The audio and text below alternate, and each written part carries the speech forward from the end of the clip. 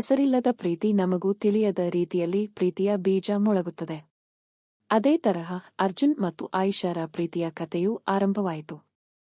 ಪ್ರಾರಂಭ ಅರ್ಜುನ್ ಬೆಂಗಳೂರಿನ ಕಾಲೇಜಿನಲ್ಲಿ ಎಂಜಿನಿಯರಿಂಗ್ ಓದುತ್ತಿದ್ದ ಹುಡುಗ. ಅವನಿಗೆ ಆಟ, ಸ್ನೇಹ, ಜೀವನವನ್ನು ಆನಂದಿಸುವ ಗುಣ ಇತ್ತು. ಆಯಿಷಾ ಅದೇ ಕಾಲೇಜಿನ ವಿದ್ಯಾರ್ಥಿನಿ. ಸರಳತೆ, ಸಂಸ್ಕಾರ ಮತ್ತು ಶ್ರದ್ಧೆಯೊಂದಿಗೆ ಜೀವನವನ್ನು ಎದುರಿಸುತ್ತಿದ್ದಳು. ಮೊದಲ ಭೇಟಿ ಕಾಲೇಜಿನ ಲೈಬ್ರರಿಯಲ್ಲಿ ಪುಸ್ತಕ ಹುಡುಕುವಾಗ ಆಯಿಷಾ ಮತ್ತು ಅರ್ಜುನ್ ಮೊದಲ ಬಾರಿ ಮುಖಾಮುಖಿಯಾದರು. ಆಯಿಷಾ ಶಾಂತ ಸ್ವಭಾವದ ಹುಡುಗಿ. ಆದರೆ ಅರ್ಜುನ್ ಹಾಸ್ಯಪ್ರಿಯ, ಹಗುರ ಮಾತಿನ ಹುಡುಗ. ಮೊದಲ ಭೇಟಿಯಲ್ಲೇ ತಳಮಳವಾದರೂ ಅವರು ಒಂದೊಬ್ಬರೊಂದಿಗೆ ಮಾತಾಡಲಿಲ್ಲ. ನಡುವಿನ ಸ್ನೇಹ ಕಾಲೇಜಿನ ಕಲ್ಚರಲ್ ಈವೆಂಟ್ಗಳಲ್ಲಿ ಇಬ್ಬರೂ ಒಂದೇ ತಂಡದಲ್ಲಿ ಸೇರಿದರು. ಜೊತೆಯಾಗಿ ಕೆಲಸ ಮಾಡುತ್ತಾ ಅವಳ ಶಿಸ್ತು, ಅವನ ಉತ್ಸಾಹ ಎಲ್ಲವೂ ಒಂದಕ್ಕೊಂದು ಪೂರಕವೆನಿಸಿತು. ಸ್ನೇಹ ನಸುಕಿನ ಬೆಳಕಿನಂತೆ ಬೆಳೆಯಿತು. ಪ್ರೇಮಕತೆಯ ಆರಂಭ ಅರ್ಜುನ್ ಹೃದಯದಲ್ಲಿ ಏನೋ ಭಿನ್ನ ಅನುಭವ.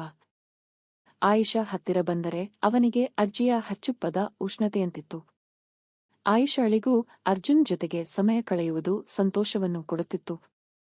ಆದರೆ ಇಬ್ಬರೂ ತಮ್ಮ ಭಾವನೆಗಳನ್ನು ಹೇಳಿಕೊಳ್ಳಲು ಹಿಂಜರಿಯುತ್ತಿದ್ದರು.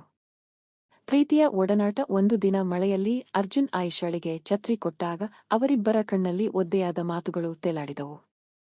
ಅನಿವಾರ್ಯವಾಗಿ ಒಂದು ದಿನ ಅರ್ಜುನ್ ತನ್ನ ಮನಸ್ಸಿನ ಮಾತು ಹೇಳಿದ. ನಾನು ನಿನ್ನನ್ನು ಪ್ರೀತಿಸುತ್ತೇನೆ ಆಯಿಷಾ. ನನ್ನ ಜೀವನದಲ್ಲಿ ನೀನು ಬೆಳಕಿನಂತೆ ಬಂದಿರುವೆ.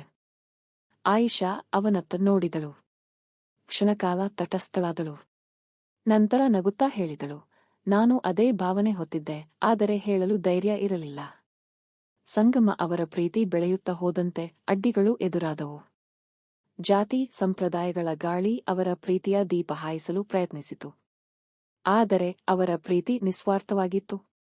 ಅಂತಿಮವಾಗಿ ಕುಟುಂಬದವರು ಅವರ ಪ್ರೀತಿಯನ್ನು ಒಪ್ಪಿಕೊಂಡರು. ಅವರ ವಿವಾಹ ಕಾಲೇಜ್ ಕ್ಯಾಂಪಸ್ನಲ್ಲಿಯೇ ಸ್ನೇಹಿತರ ಮತ್ತು ಗುರುಗಳ ಸಮ್ಮುಖದಲ್ಲಿ ನೆರವೇರಿತು. ಸಮಾಪ್ತಿ ಅರ್ಜುನ್ ಮತ್ತು ಆಯಿಷಾ ಅವರ ಪ್ರೀತಿಯ ನಂಬಿಕೆಯಿಂದ, ಸಹನೆ ಮತ್ತು ಬುದ್ಧಿವಂತಿಕೆಯೊಂದಿಗೆ ಹೊಸ ಜೀವನಕ್ಕೆ ಕಾಲಿಟ್ಟರು. ಪ್ರೀತಿ ಎಂದಿಗೂ ಒಬ್ಬರನ್ನೊಬ್ಬರು ಅರ್ಥ ಮಾಡಿಕೊಳ್ಳುವುದರಲ್ಲಿದೆ ಎಂಬುದನ್ನು ಅವರು ಸಾಬೀತು ಮಾಡಿದರು. ಇದು ಹೆಸರಿಲ್ಲದ ಪ್ರೀತಿ, ಆದರೆ ಅರ್ಥಗರ್ಭಿತ ಪ್ರೀತಿ. ಈ ಕತೆ ನಿಮಗೆ ಹೇಗನಿಸಿತ್ತು?